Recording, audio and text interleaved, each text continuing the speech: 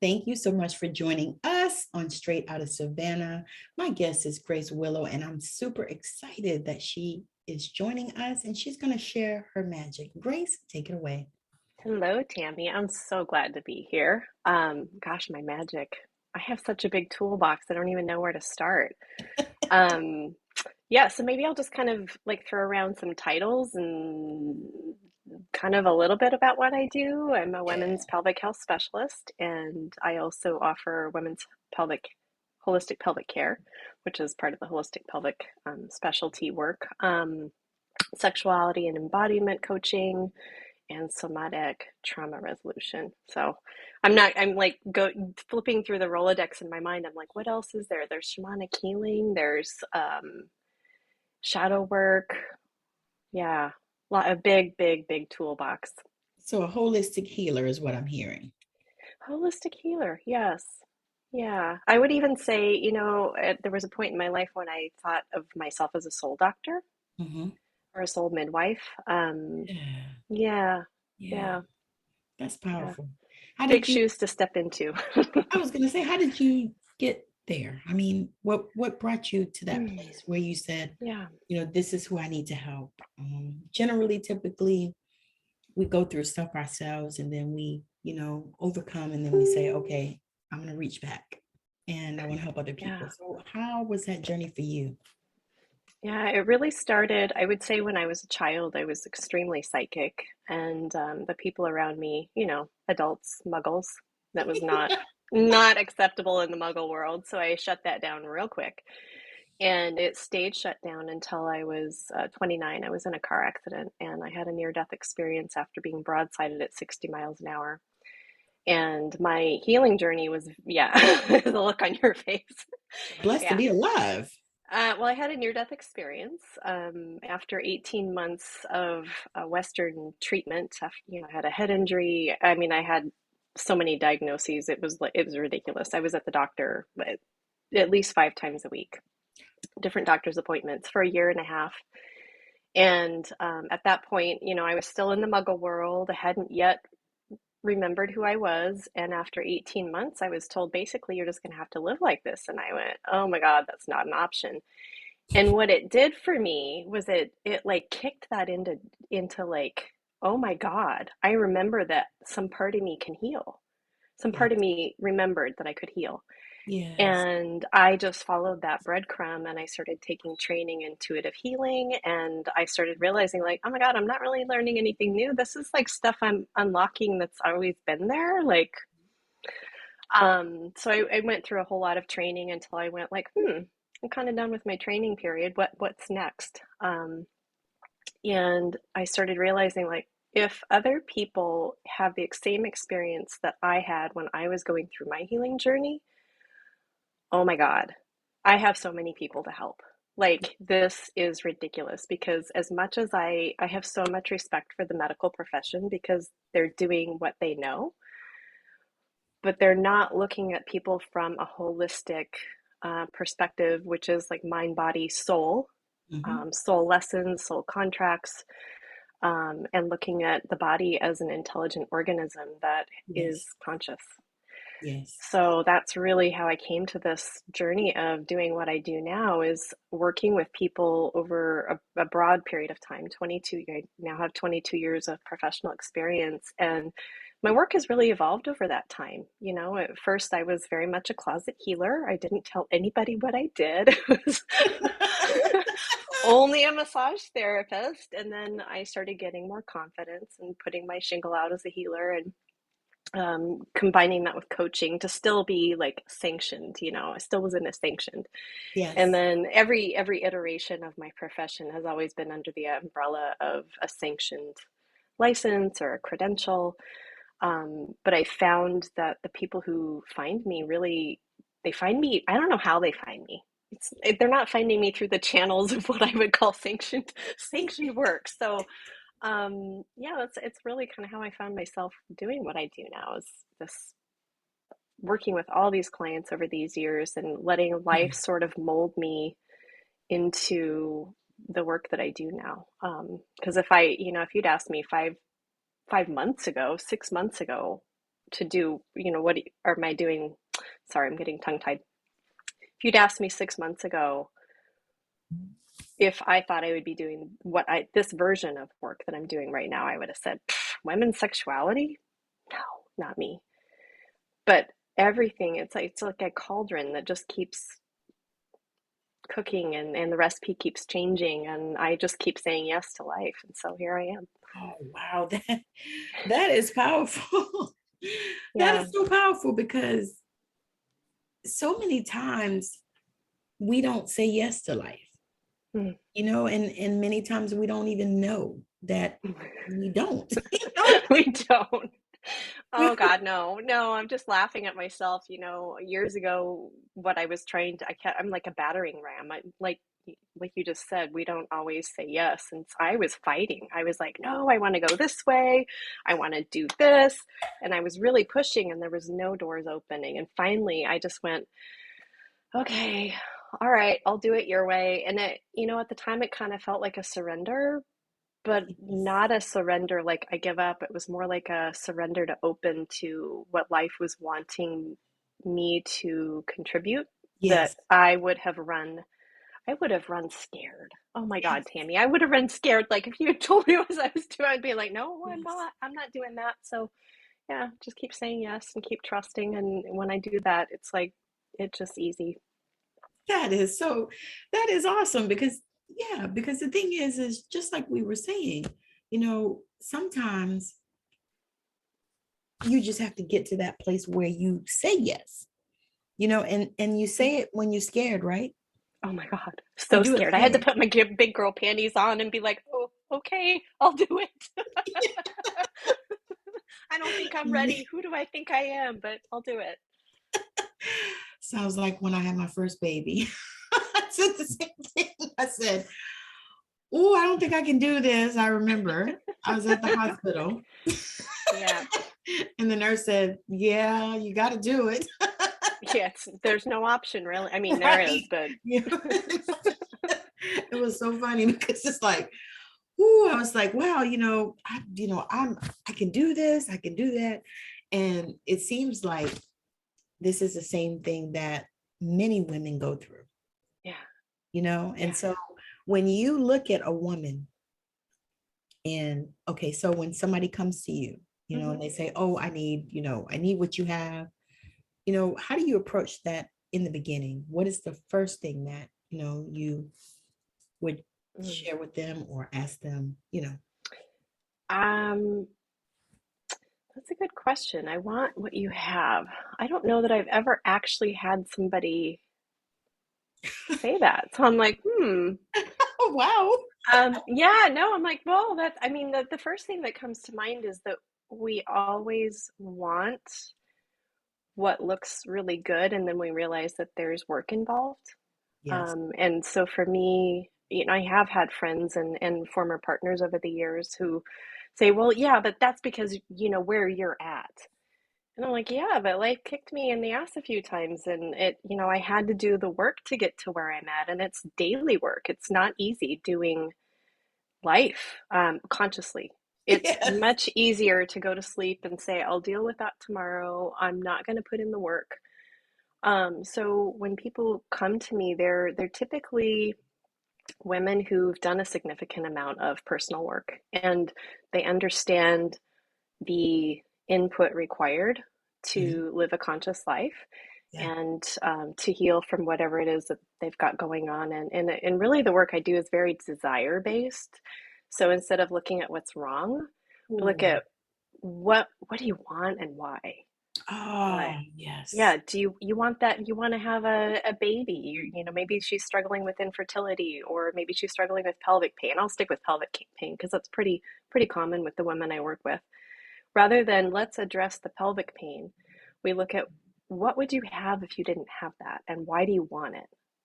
And how much are you willing to invest in yourself to get that? Are you willing to change your diet if that's what's needed? Are you willing to do some self care if that's what's needed? Are you willing to set boundaries? Are you willing to embody yourself as a sexual being and clear out the closet of sexual shame? Are you, willing to kick some of the chemicals out of your household that might be causing neuroendocrine problems.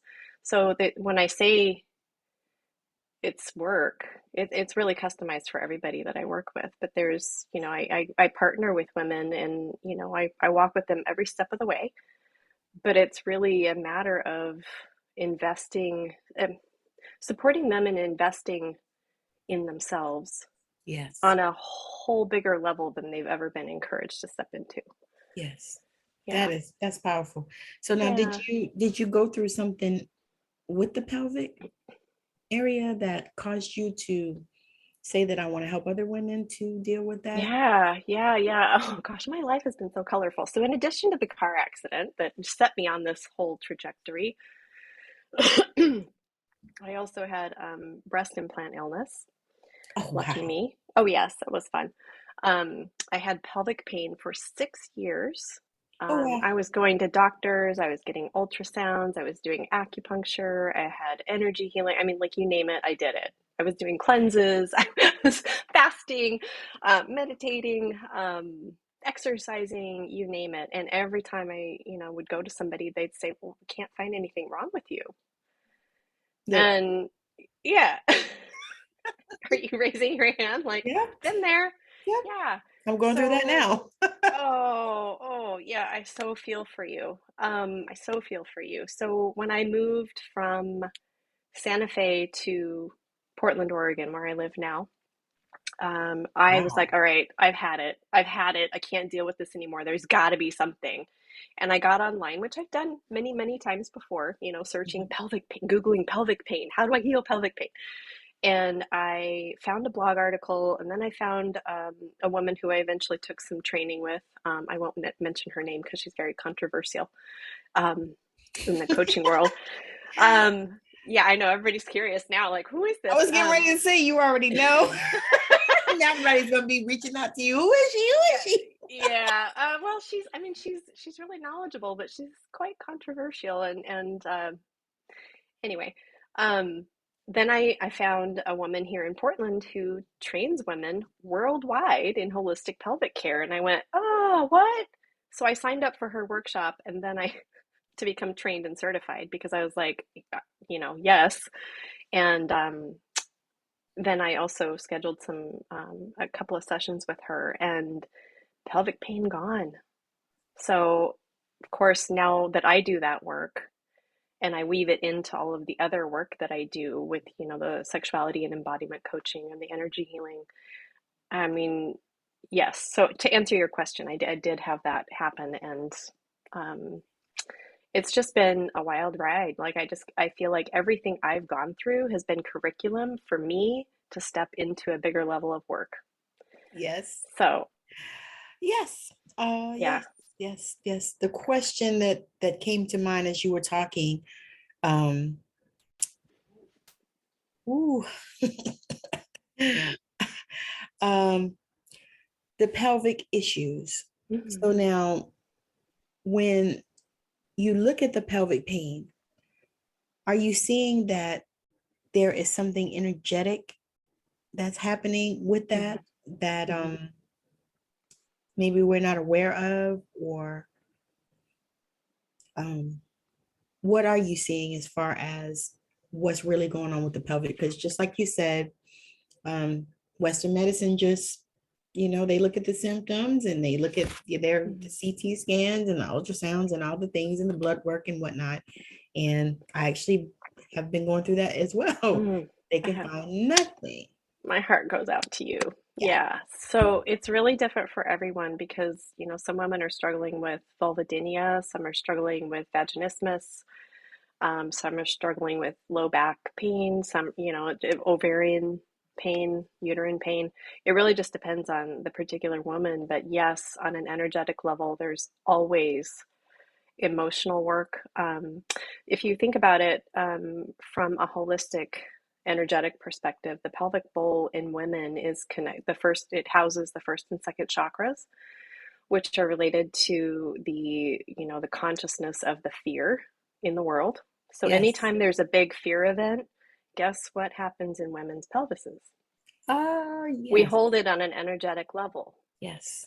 we also are holding the ancestral imprints of our ancestors, both sides, for, a number of generations. I've worked with women who, they can trace back 2 or 3 generations. In the embodiment work, I guide them to go into their bodies and where is it? How many generations back?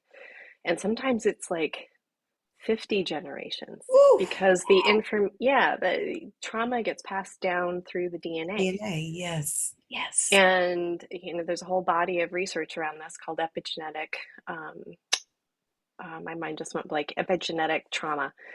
And so we're looking at ancestral / epigenetic trauma. We're looking at personal trauma that the person has either forgotten about or repressed or denied or ignored, or had denied or ignored by someone in their family. Like, oh, that's not a big deal, just ignore it. Mm-hmm. We're also looking at, the imprint that patriarchy has on women. This has been huge. And, Yes. I know not everybody listening to this identifies with the word women, but, just for generic purposes, if that's okay with everyone, I'm just going to be using the word women. Yes. But we're also looking at past life imprints. Mm-hmm. When women there's been some horrific stuff that's come up in sessions where I'm like, we're just going to stay neutral. We're clearing this out of the system. And when we do the clearing work, it's like, it impacts, how do I explain this? I'm sure everybody listening to this probably has some, exposure to energy healing, but if not, when we're looking at the spiritual aspect or the emotional or mental body, or even causal body, we're clearing information out of those bodies. The physical is the most dense, so it takes the longest to heal. But I've had women, within a matter of a couple weeks, it's just, they're like, oh my God, I'm living a whole different life. And Yeah. some other women, it's different. So sometimes it's lifestyle factors, sometimes it's emotional work, energetic work. It's really different for every person that I work with. And so I do a pretty in-depth intake, and then I schedule longer sessions with everyone because I want to give them plenty of time to go into the work and then come out of it and be intact and be able to function in their everyday lives without feeling Yes. like, oh my God, I can't function now. Yeah. I Yeah. can see how that could happen for sure Yeah. in this work, because it's such a deep work that you're doing and it's so needed. And I Yeah. am so grateful to be able to bring you on and Mm. showcase it for you. Me too. Thank you. I'm how interesting, because you and I didn't even talk about this in advance about how you're struggling with this as well. So, Exactly. ugh. And I didn't even know that, this was the deeper work that you did. I looked at that, but I was like, okay. And so as you're sharing, it's like, wow, that is so interesting because for me, it started I guess about a month or so ago. And and I still kind of do think that it was a reaction to my job, Mm. because on a level, I really didn't like No. I, I had it was like a slight anxiety that I would feel when I go. Mhm. And there was a lot of different factors, I'm not throwing the job under the bus or anything, because it really wasn't a bad job. But I think it was just that I think that at this point in my life, I'm getting to a place where I just can't do anything. Mhm. I just can't, like when I was younger, I worked a lot and all the time. Now that I'm older, I'm not willing to do it. I don't want to do it. you Mhm. know? Yeah. And so it's like, I felt like at that time, energetically, that's what was going on with me, because it was like I was having nausea and vomiting and diarrhea, but I was Mhm. only having it when I went to the job. And then You after can't that, can't stomach it. right? And that's what I thought about. I was like, that's what this is. So I Yeah. got to get out of here. That was in my mind. I was like, okay, so I got to go, you Yeah. know? Yeah. I think our bodies are so incredibly wise, and the only way that they can Yes. speak to us is in pain Yeah. or some sort of symptom. So I've been in a similar situation where when I would go to job interviews that I knew in advance the job was not right for me. I knew it, Right. but there have been times where, I was a single mom for many years, or, life. Yeah, you need And to get I those would, coins. yeah, you got to get the money in the bank account, rather than doing the work that I finally said, yes, Spirit, I'll do this work. Thank you. Now I don't get that anymore. But when the morning of the job interview, I would have diarrhea so badly that I could not go to the job interview. And I would be like, oh God, really? Again? Here we are again. And when I finally said, I'll do this work. So I think that you're spot on with, having it be related to the job. And, I think that's something that has to be said about patriarchy is we have been conditioned to do things that are not in alignment with us. And Yes. so when women come into alignment with themselves and they are willing to be who they really are, Yeah. their health improves, their finances improve, their Yeah. relationships improve. They become, like these radiant goddess women. And like, they're just like, I'm in charge of my life. I'm sovereign. Yes. It's amazing. I love getting to do this work. It, it's one of those things. And I laugh about that too, because I feel the same way about even this work that we're doing right now. I love it so much and I'm so passionate about it. So it's like, I could probably, I used to interview sometimes like 4 people in a day, but I had to Mhm. stop that because it was just too much. Yeah. But I liked it that much. I was like, oh man, I get to interview so many interesting people. And you'd be surprised the people that have like just found me on Google. And, Mhm. I've been like you, I found you because I was like, I want to talk to her. Actually, I found you because I listened to Marie's, and then it was, a couple months, and then, I sent you a Marie anyway, you Landis. found, Yes. yes, yeah, and then you found Yes. me. Yes. Yes. Yeah. Yes. That's right. It was so amazing because I loved talking to her. It was so Hmm. awesome in it, just like you, you know, Yeah. because we talked in the green room already for a few minutes and it was such an amazing conversation. I didn't even want to stop it, but we had Hmm. to. Yeah. Very interesting life. Yeah. So it's awesome. But so when you are you doing like programs where you work with women or do you do mostly one-to-ones or how does that work for Mm. I really, I mean, I'll do programs. Right now, I just finished facilitating Pleasure as a Portal to Thriving workshop series. you? Oh, nice. Yeah, oh yeah, that was a lot of fun. It was amazing. But I find that I really thrive in the one-on-one work because the women don't always get that one-on-one, and the more in-depth attention in a workshop or a group type of situation. So to do this really deep work, I really value the support that a one-on-one container offers. Yes. Just yeah, it's such profound work, and I hold it in such high regard. Like I feel so blessed and so privileged to be able to do this work, and I consider it sacred. Yes. So, having that sacred one-on-one space where women can really just drop in and not worry about what, anyone else in the group is going to say or do, and not worry about being on camera with other people, and really just feel safe. Yeah, I agree with that. It's one of those where you can hold them, and you can hold a space for them and Yeah, they feel comfortable. Because I think that yeah, with this work, a woman has to feel comfortable, yeah. Yeah, she because does. Yeah, I've had so many women tell me that this is the first time they felt like they can really just be themselves without any masks, without any defense mechanisms, where they're really just given permission to drop in and be themselves fully. that's awesome. Yeah, I love yeah, that. Oh my yeah, God, that is so yeah. powerful. Because you Yeah. don't, women need that so much. Yes, I because mean, they give to everyone else all the, like, we're conditioned. Like, take care of your kids, take care of your partner, take care of your house, take care, your not job, give only, to everyone else. I was gonna say, not only that, take care of your kids until they're 50, I mean, Yeah, yeah, and yes, I know, I know. and I'm like, no, I'm not doing that. I just Yeah. know. Mm-mm. Yeah, yeah, the women, I'm not saying that all women are like this, but I think No, a lot of women come in with the conditioning that to take care of themselves, there's this huge guilt and shame. Like, yeah, I can't do that. Like, what would everybody think? No, I can't do that. So it's really valuable for me to offer a space where they can really just drop in and have someone hold them. Yes.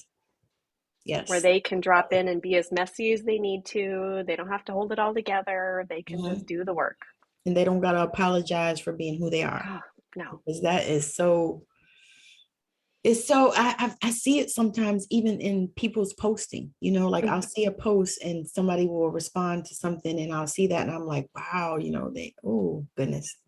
Yeah. You know, I always put my hand on my heart because I feel for them, you know, because it's like, oh my God, you know, yeah, you got to find some space, some way to drop down into your heart. Yeah. You know, and that's huge and so crucial. And the work that you do, I'm super excited about Me it. too. I believe that you are changing the planet because women need that. Yeah. You know, Yeah. and it's not just, you know, like I have a lot of women that are gay. And, you know, a lot of women, friends of mine that are like, they've been married before, they got kids, and then they, you know, grew up and decided, you know, felt like they always felt that way, but now they're free to choose. And I think that's an amazing thing as well. You know, I think that's amazing because just the fact that you're free to choose, you know what I mean? Because, you know, for me, I'm not, but I just believe in people's choices. You know, that people should be able to have choices if that's what they desire. Yeah. And, you know, for them to have those choices now, you know, they're setting, I think when women come into themselves, we're at a whole, like a precipice of creating a whole new history. Like Yes. women are coming into power, not power over men, but power in themselves and making their, you know, I'm a sovereign woman. Like I said before, I'm sovereign and I can choose to be in a relationship or just have lovers. I can, you know, I can have lovers. I can be single. I can have a relationship with a woman. I can be married to a woman. I can be in a polyamorous relationship. And so I think we're at a time where women are no longer willing to subject themselves to patriarchy's little, you got to be a good wife and a good employee and a good mom. And, you know, the box is about this big and we can't breathe. So I fully support women in, you know, exploring all of the amazing options they have available to them. Yes, I think it's awesome. I think it's powerful. So do you have something that you would like to share? And also I want you to share where people can find you so that yeah. And then those things will also be in the description as well. But she's going to tell you right now, you know, if she has something that she's, you know, feeling or, you know, sessions you want to do, you know, whatever it is that help people. Yeah. So anyone who's interested can find me on my website at gracejwillow.com. And I have not yet put it out. I took a week off at the end of December and I'm like molasses getting going again. So I actually have I am planning on having a menarche reclamation ritual on January 17th, which in alignment with the full moon. Yes. And that's for women who have never had their moon time or their menarche celebrated or honored or recognized. So it's a reclamation of the bleeding time for women. And Nice. it's for adult women, I should say. I'm not yet ready to work with younger girls, but perhaps in the future. Let's see, what else? I offer one-on-one coaching, somatic coaching in a 6-month or a year of one-on-one container.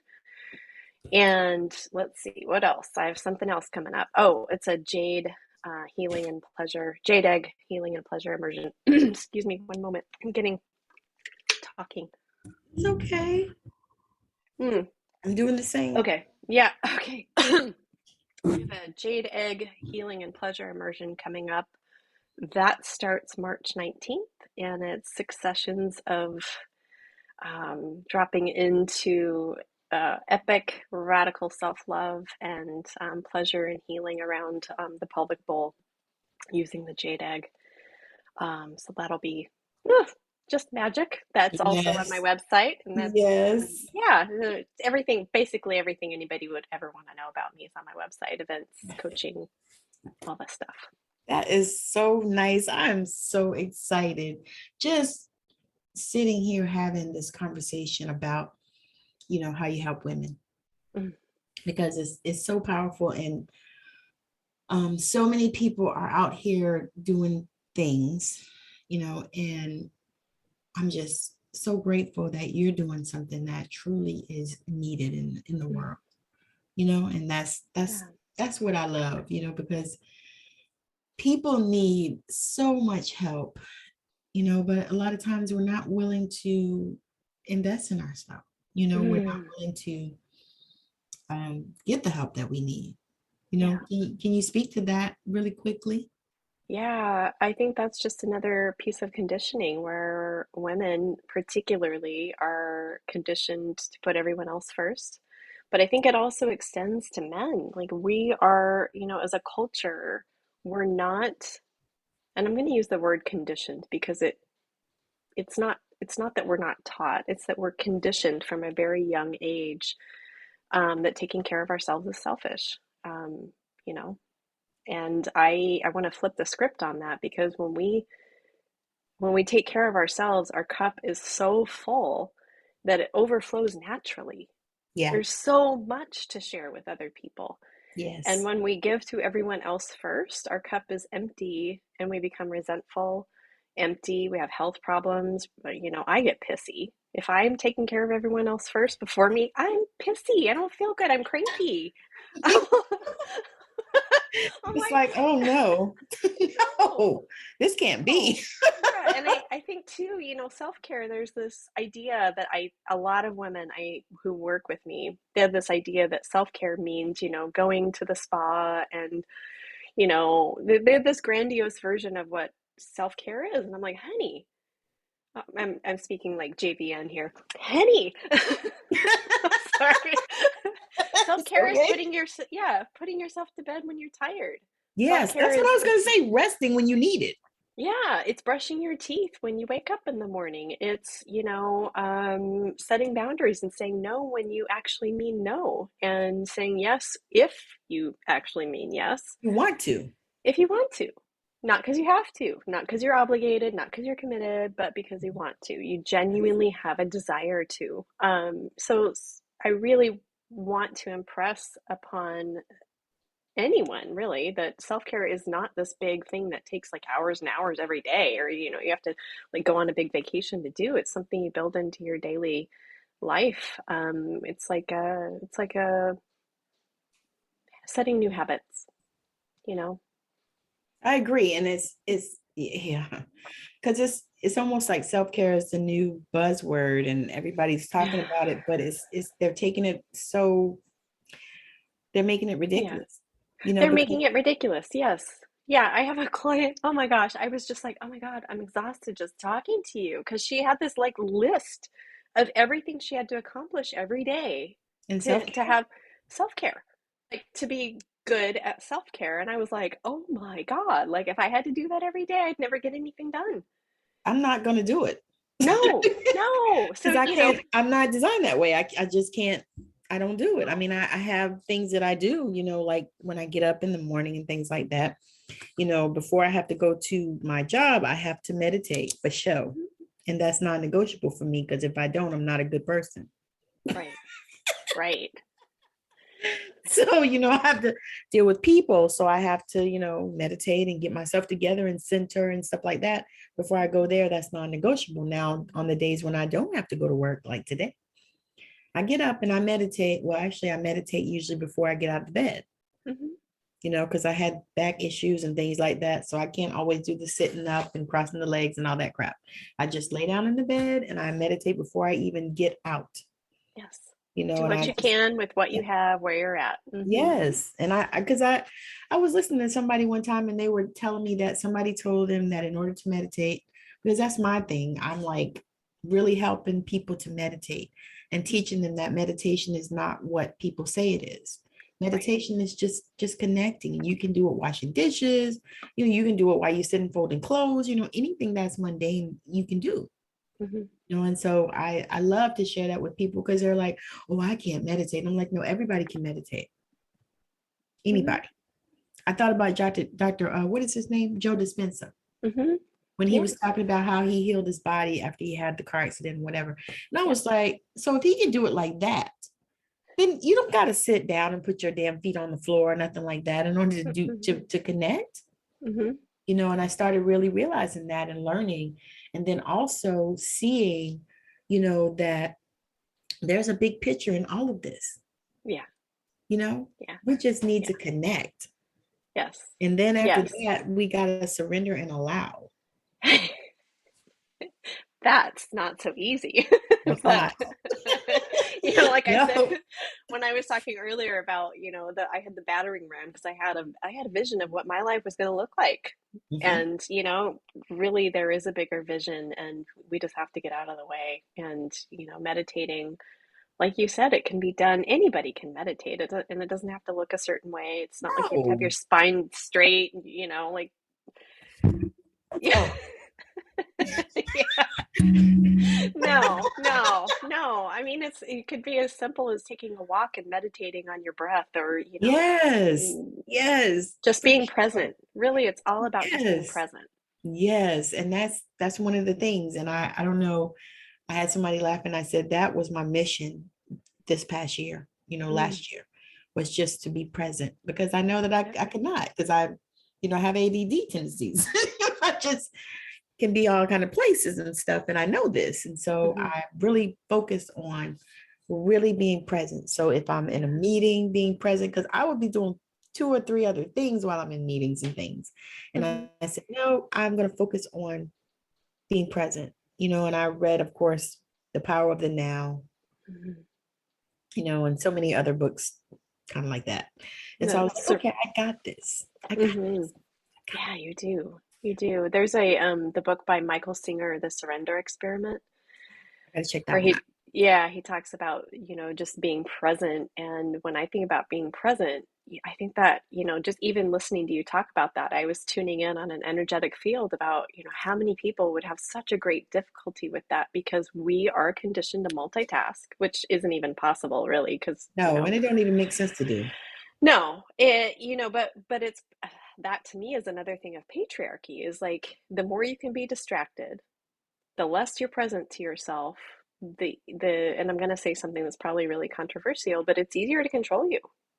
It's easier to No. get you to think a certain way and to do certain things, betray yourself, work at a job you hate, if you're not present. That's exactly right. And you're right. It may be controversial, but it's true. It is true. And that's the thing. It's like, yeah, I mean, because it creates that herd mentality, It does, yes. and I don't know about you, but I had determined a few years ago, I was like, I got to get out the matrix. I just can't do it, because I hear things, and it's like, no, I can't do Yeah. it. Yeah, I can't really relate to that anymore. And, people are like, well, what do you mean? You live in the world. And I'm like, I live in it, but I'm not of it. And neither are you. Like, you just have to come present to Yes. realize that. And when you Yes. become present, you realize that we're tolerating things that are intolerable. Yes. We are, and I'm speaking from, a spiritual healer, spiritual teacher, wisdom teacher, alchemy person. We are so much bigger than we even fathom. Yes. We are not these little, robotic human beings subjected to certain ways of living. I mean, when we become present, we become sovereign, and we become less and less willing to tolerate. Yes. It's not tolerable. We just can't do it. Mm-mm. I can't. And I I, can't do it. yeah. For other people who choose to step out of that, it becomes, it's literally like a different life. You know what it is? You begin to start understanding your assignment. Yes. Soul purpose. Yeah, I love that, because when so many people are like, oh my God, I want to know what I'm here for. And I'm like, back to the very beginning, you got to do the work, and you have to be willing to be present. Yes. And when you do, it's like your assignment, like what you call it, your assignment becomes apparent Yes. very, And very it's quickly. wild how it grows, so big beyond you, even though you might have already known that it was a huge thing, just like you said. Mhm. And then it just grows so big beyond you. And you're like, wait, wait, wait, wait a minute. Yes. Well, so I'm curious. I know you're interviewing me, but I have to ask you, do you know what your assignment is? Like, I feel like we're on the insider scoop here. Yeah, yeah, I am a connector for one thing. Yeah. Yeah, Yes, you are. I am. And I realized that just Hmm. recently, like in the last year or so. I was like, Mm. oh. And so I realized that, I help people connect to their stories.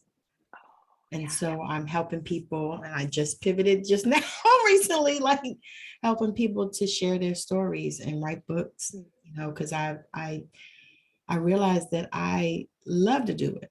So I'm, Mhm. I'm a 3 times published author, and my first one was an anthology. So I'm now filling my own anthology, Passing the Pearls. It's stories about our grandmothers.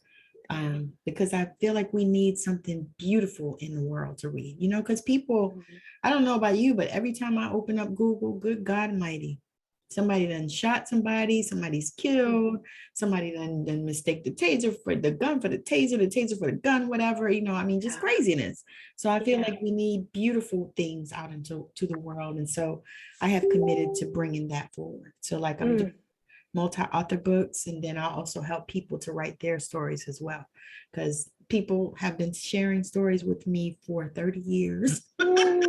So And beautiful. so now I'm like, because I was doing energy healing and I still do that. And Mhm. in these containers, I want to also help people with that too, because as you write, you heal.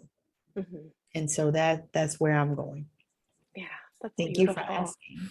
Yeah, I love that you know your assignment and you just had to get out of your way and you say I yes. did, because I'm telling you, I've been like back and forth battling with it for a couple of years, because I was like, how am I going to do this pivot? Because people know me as, doing energy and doing cards and all this stuff. And I was like, but that's not, I don't want to do that. I mean, I Mhm. don't mind doing cards and stuff, and I still do them here and there, but not often, but Mhm. I'm like, I don't want to do that because I'm not a fortune teller. I truly want people to help people to heal, Yeah.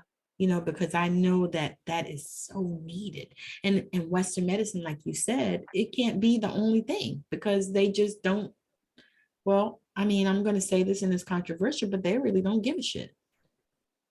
All they want to talk about is the symptoms. I Yeah. go in, same thing, my stomach hurting, all Mhm. the kind of stuff. I go in, I wasn't asking for drugs or anything like that, because I don't, do them like that, because they don't usually help me. Mhm. So I was like, I just need to know what it is and all that, because I've been dealing with this it was 2 weeks at that time. And so, I go in, get all the tests done, blood work, CT, everything. You know what they said? We can't Nothing find wrong. anything. There's nothing wrong. My blood pressure was high, high, high, and I Yeah. don't have high blood pressure. So Right. the girl asked me, she said, your blood pressure is 167 over 100. I said, it's because I'm in pain. I'm Mm. hurting. Mhm. Kind of having a little bit of stress right now. Right, just a little bit, I'm and so they're like, oh, nothing. They send Yeah. me out that place with nothing. Yeah. So of course I went and did like you. I went to the Chinese medicine and got the acupuncture, and and I have an acupuncturist that I go to regularly anyway. So I went and did that, and just started doing my own research. Found some stuff for the leaky gut, and I got that, and got some mastic gum, and got some other stuff, and I started Mhm. just working on myself. Yeah. And I was like, Yeah. wow, Yeah. It's amazing. It's right? amazing. It's I like, will okay. say one of the things that when in the pelvic work that I do, the gut is always connected to pelvic pain. Yes. Yeah. Always. So when women come in and they're like, "Well, I have digestive problems too, but I want to deal with that separately," and I'm like, "Well, it's not. Sorry, I'm a little gnat here. It's not a separate issue. No. And that's Western medicine looks at, we're going to treat your head, or you're going to treat your arm, or we're going to treat your leg, or and from a holistic perspective, you can't separate the parts. They all work together. Exactly. That's true. Okay. So thank you so much. This has been amazing. I have Yeah, loved it, and we will definitely connect again, because we have so much to talk about. we do. And we probably need to collaborate on something as well. So Yeah, I again, agree. yeah, because Yeah. yeah. It's been amazing. Thank you. I appreciate you for joining me. All of you that are watching or listening, thank you, thank you, thank you from the bottom of my heart. And make sure that you're sharing this out so that other people can get a chance to watch it or listen as well. So again, thank you for joining me, Grace Willow. This has been so amazing. We for sure are going to do something else. So just Yeah. be watching us. Thank Yeah. you so Thank you, much. Tammy. Bye now.